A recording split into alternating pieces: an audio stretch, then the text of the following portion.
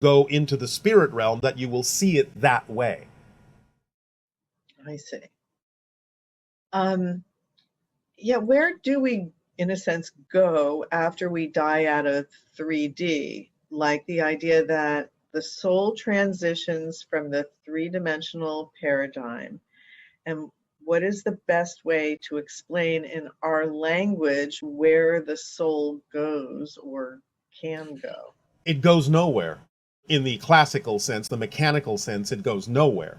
You can have an experience of feeling like you're somewhere else, experiencing like you're somewhere else, but that's an arbitrary, illusionary experience.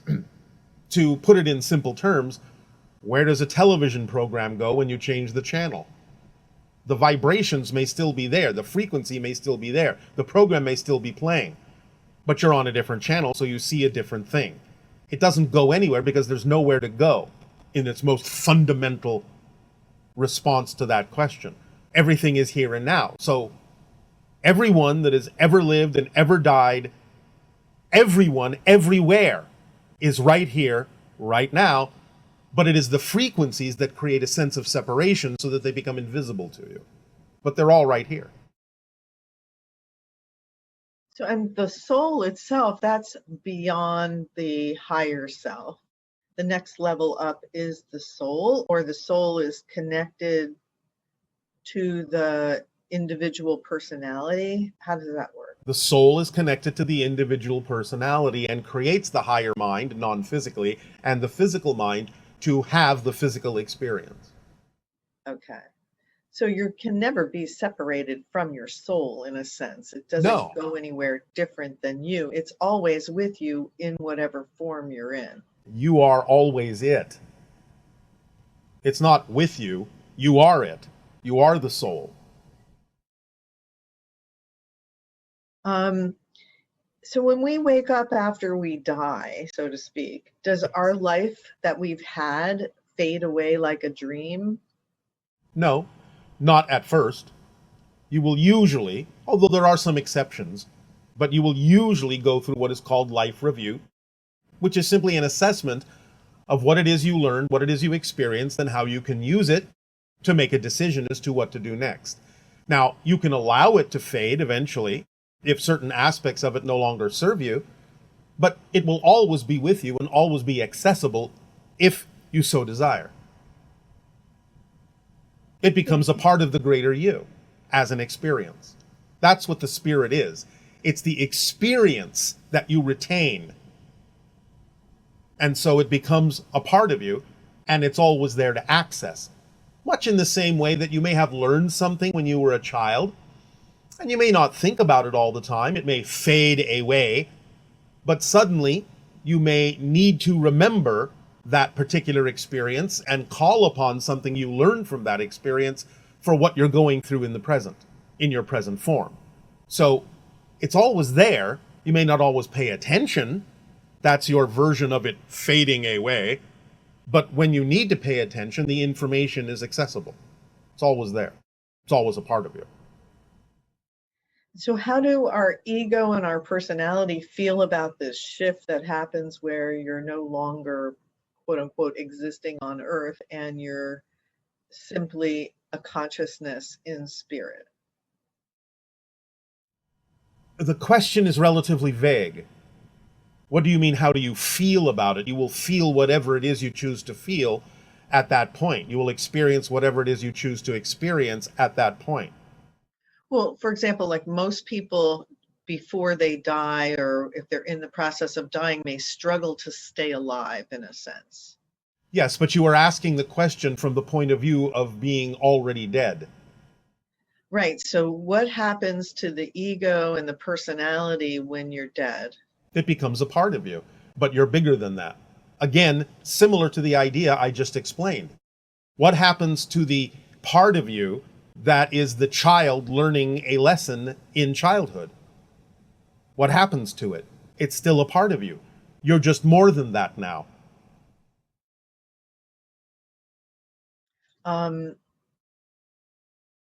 Is incarnation different for interdimensional beings than for human beings? Human beings are interdimensional beings. Now, the experience of what type of incarnation, yes, of course, that's different, because it can be many different ways in which you can experience the concept of incarnation.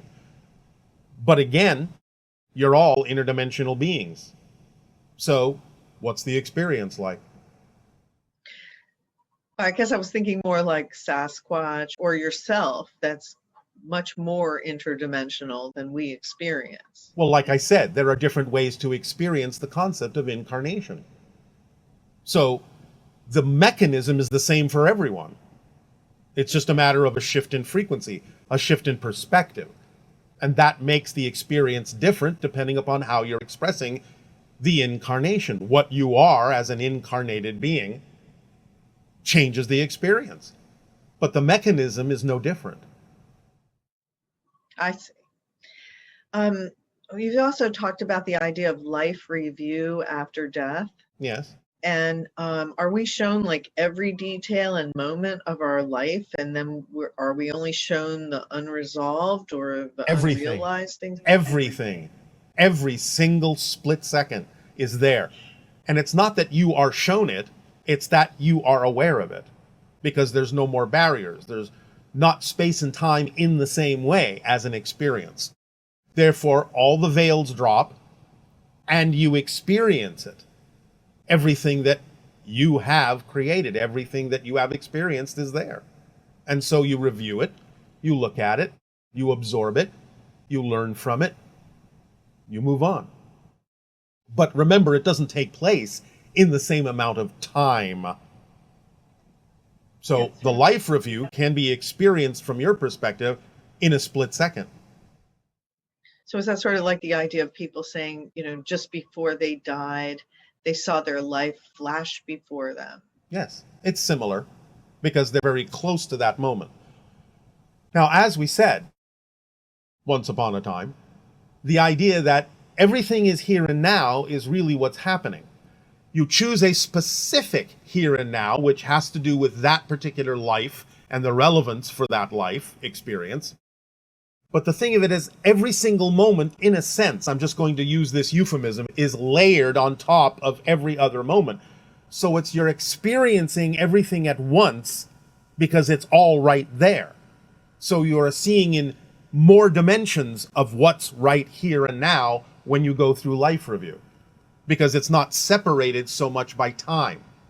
So everything that's here and now, like a double, triple, quadruple, quintuple exposure, is all there, and that's why you get it all. Every single thing is recorded, so to speak, in the same place. That's why you experience every single second. You're seeing it more as a depth rather than stretched out linearly. So that sort of explains the idea of if someone has committed atrocities, so to speak, Yes. on Earth, Yes. that when they experience life review, the shock of the depth of darkness will impact the being or the soul of... It can, because you're experiencing things not only from your point of view, but from every point of view you have ever interacted with. Because again, that barrier drops. So there is less difference between you and anyone else. Like, for example, you had talked about with Hitler that he literally had to be put on ice in a sense to deal with the intensity of the negativity of what had been promulgated as a result of his actions. Yes. Okay. So is the idea that if you live a good life and you bring a lot of happiness and joy and love into the world, that when you experience your life review, you will experience that more fully and also be able to balance that with the negative experiences that may have been generated by your behavior? You know the law. What you put out is what you get back. And then there's a type of processing that the consciousness goes through to absorb all of this information from a new perspective. A type, yes. Not exactly the same kind of processing you may experience in linear space-time, but yes, a type of processing. Okay.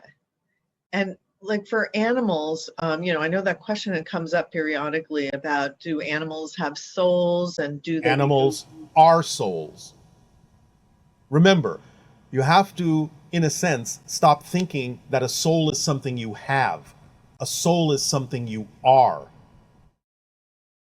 So is there like the animal oversoul, or Absolutely. there's the animal oversouls? Okay. And There are cat oversouls, dog oversouls, any other animal oversoul, and there is the general collective animal oversoul.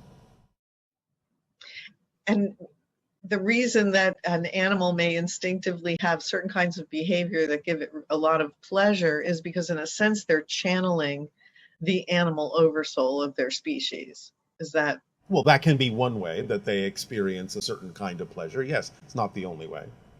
right? But do they actually go through a type of life review when they pass away? Sort of. It's not experienced exactly in the same way, but it's similar enough that I suppose you could use it as an example. So they would, let's say a dog would, All the feel experiences that animal had in life, in a sense, are reviewed, but it doesn't come with the same kind of perspective. It's not used exactly in the same way. and they independently incarnate, or they are also it's necessary for another consciousness such as a human to collaborate in their incarnation? Well, it depends on what's chosen. It can be either. It depends on the theme that is chosen. Wow, so they're not really that much different from us. They just, in a sense, speak a different language, find pleasure in other behaviors that are not quote unquote human behaviors, Yes. and they're equal to us in a certain way. Yes. Again, the mechanisms are the same for everything. Thing. Okay, and insects. It's an animal. It's not a vegetable. It's not a mineral. It's an animal. So I was just thinking of like bees, they have that hive mentality. Well, so to speak. In actual fact, it's not really accurate to say it's a hive mentality. It's actually more of a hive empathy. So they feel what the other bees are feeling. Yes, that's more accurate. Well, and is some ET civilizations actually express that idea also? Yes, of course. Because that's just another phenomenon of existence, a Yes. collective Yes. with beings similar to oneself or of the same species. Yes. Okay, and so like a life review for a bee. This may be difficult to explain, and so we would ask you to move on. All right. Filled with milk and honey? No. Not milk. Okay.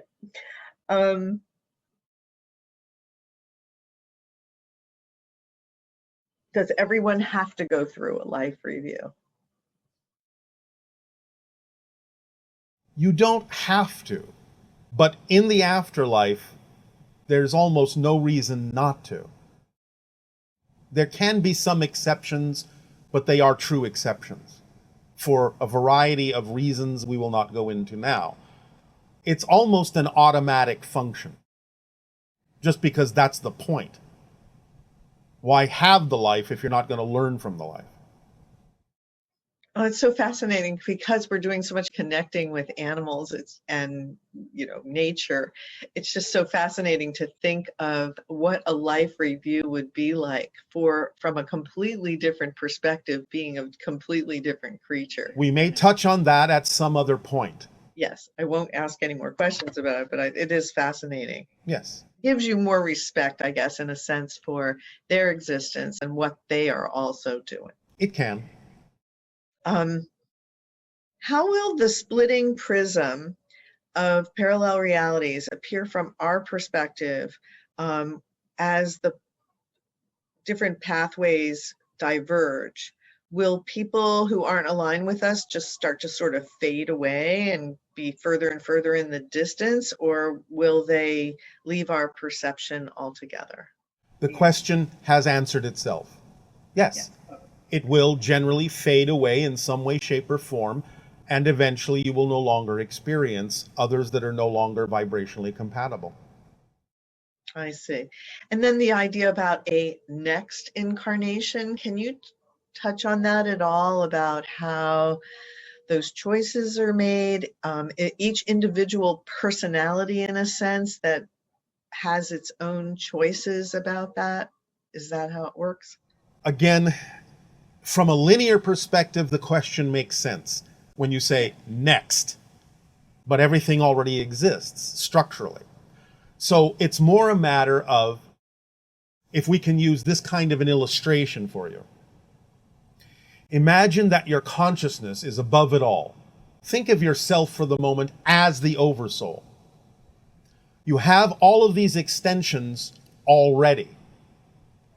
But let's just say for the moment, you decide to give a little bit of special attention to one over the others. And then in the next moment, you decide to give a little bit of special attention to a different extension that already exists. It's more like that, although that's not even an accurate description, because that's still coming from a linear perspective to some degree. But it's more about the idea of shifts in focus and patterns within the consciousness of a higher being, a higher level of yourself, that then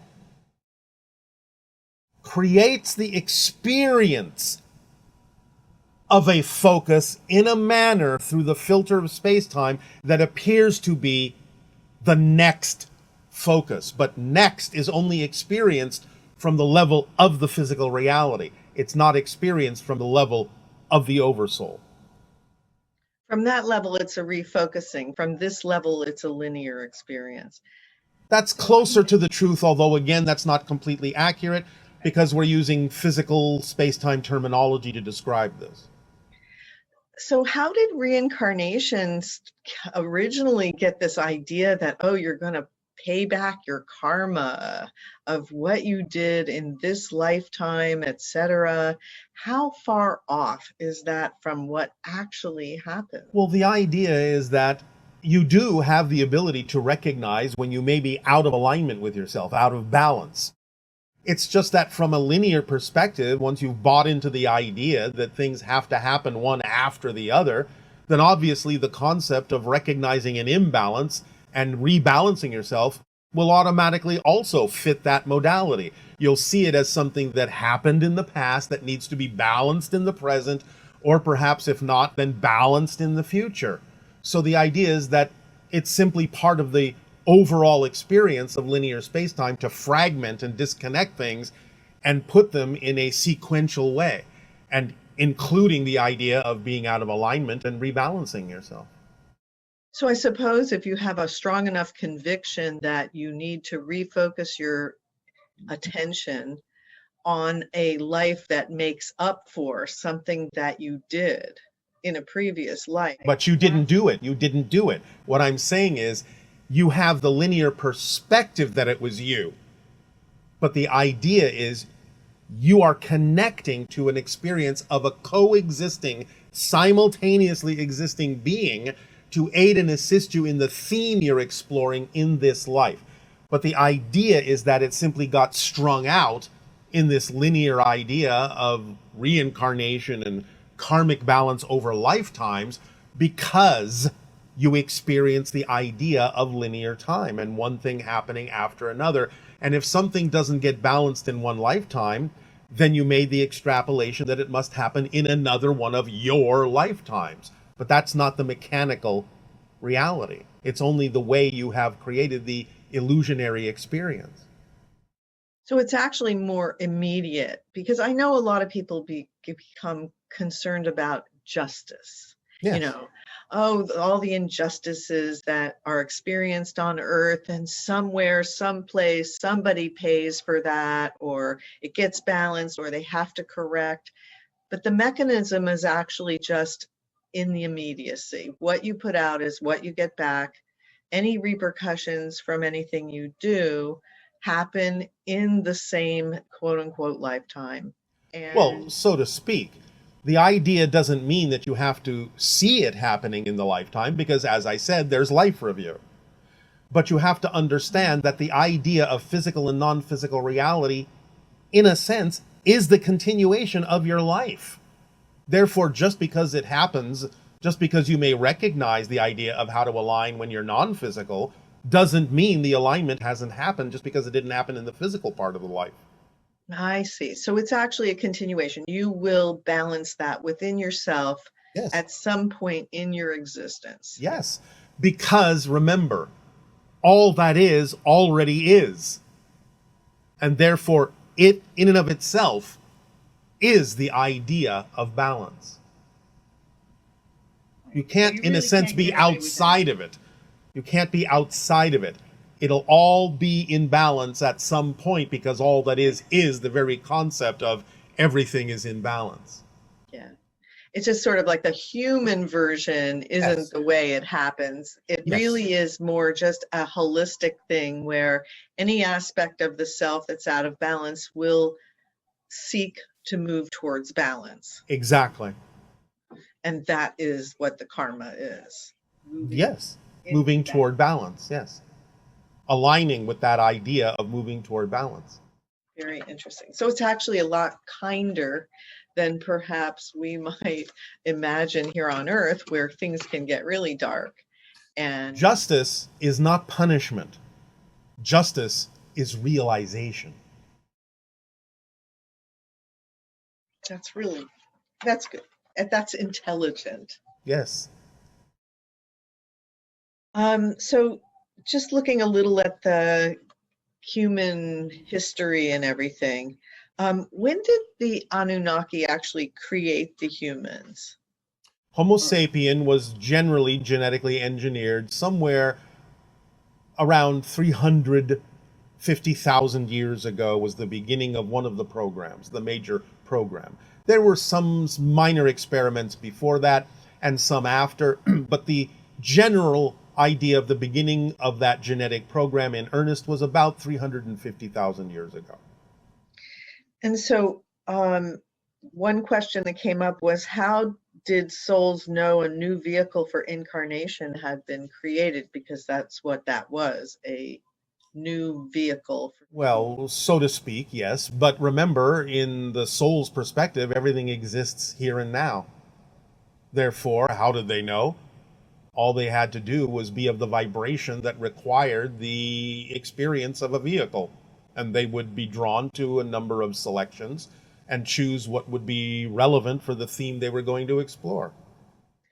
So that's kind of where the whole hybridization, evolution of human consciousness fits in. In a sense. But please do remember, when we use the term in your language, vehicle, we're not necessarily referring to the physical body, because a soul doesn't enter a physical body. The physical body is a projection of the soul. It's in the soul. The soul is not in the body's in the soul. You are a soul. So the idea of a vehicle is not meant as an empty physical shell. It's simply meant as a way of experiencing yourself. And then with the hybridization program, consciousness that is interested in evolving through that process will be attracted to that vibration, become aware of the existence of that methodology in a sense, and participate. Yes. You always are attracted to whatever you are the frequency of. It's made known to you automatically. Who were the first physical ET beings to achieve space travel, or is that even a question? We do not know that. Like, are you all aware of how far into space exploration has occurred? Like, because this is our neighborhood, right? You're part of our neighborhood. Well, no, I'm not. I can visit your neighborhood by shifting my frequency, but I live in a parallel reality. That's my neighborhood. If you want to make the separation between parallel realities a real separation vibrationally, then you have to understand that we do come from a different neighborhood. If you want to include many different levels of parallel realities, then yes, that can be a bigger neighborhood. Okay. And then the idea of exploration into deep space, so to speak, because we're seeing this from a certain vantage point in the Milky Way and everything. All right. Well, if you're talking about your neighborhood in Yeah. terms of your physical universe experience, you're asking the question, how much of that universe has been explored? By beings capable of exploring it. We don't know. The universe is a big place. We're not aware of every being that may exist within even your physical universe. Right. And so for your civilization, how far into space, in a sense? Have you gone to the furthest reaches of the universe or No. anything like that? No. We have explored, I suppose perhaps if you want to put it in a percentage point, about 15% of the galaxy. Of the galaxy. That's just the galaxy. Wow. Yes. And there are other galaxies we have visited from time to time, but then the exploration of those galaxies is different depending on the galaxy, but probably doesn't range more than about 0.5 to 1% of the exploration of those other galaxies, because we still have so much we don't know about the galaxy that we're exploring. Right. And so, like the Andromeda galaxy, Yes. that one is in our attention, we're aware of it, and Yes. there are beings from that galaxy that are connecting to Yes. us. And they don't represent more than about 1% of that galaxy. Wow. Boy, the universe is a busy place. And a big one. If you're going to buy into the illusion of distance. Distance, right? So for you, like if you have a system that you want to explore, do you just say, oh, I'd like to go over there where that star is? Or is it a little more? Well, we have a little bit more information because, again, we can see into multiple dimensions, and it gives us a general pathway to take for our intention of creating first contact with different civilizations. Now, there are many beings within our civilization and other civilizations that are, for lack of a better term, pure explorers. And therefore, they will just simply go where they feel like going and see what they find. Sounds very Star Trek-y. In a sense, remember that many creators do pick up on the realities that they may not be aware of and interpret them in their stories. I know, it's really fascinating. You said there was an earlier version of Sasani beings that interacted with ancient humans on Earth. Yes, but there wasn't much interaction.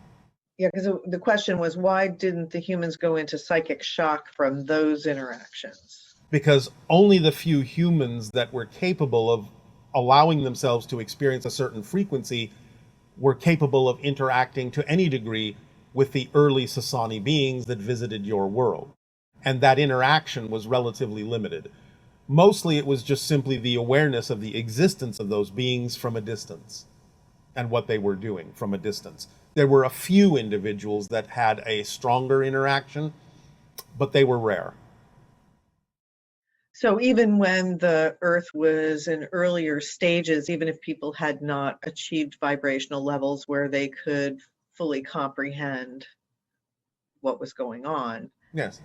there were always a few that had a very high vibrational state that then could access other realities and other Yes. beings. Yes, but also please do remember there's another mechanism involved in this as well.